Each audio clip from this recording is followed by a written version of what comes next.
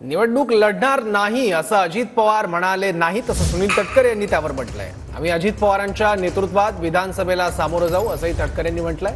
दादांच्या नेतृत्वात लढणार, त्यामुळे दादा रिंगणात असणारच असंही तटकरे यांनी म्हटलंय।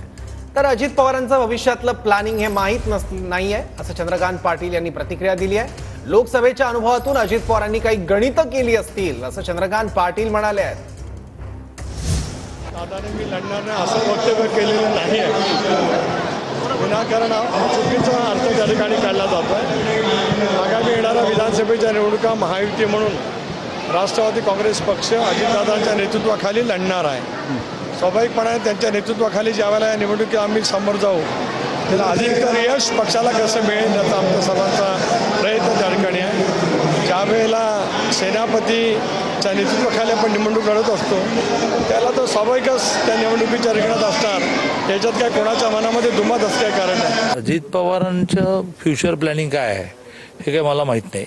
माझ्या पार्टीतल्या कोणाबद्दल विचारा मी तुम्हाला सांगू शकेन। 2 महिन्यानंतर होणाऱ्या विधानसभेच्या निवडणुकीची खूप तयारी ते करतायत। त्यांच्या यात्रा सुरू आहेत, गावोगावी लोकांशी संवाद साधत आहेत।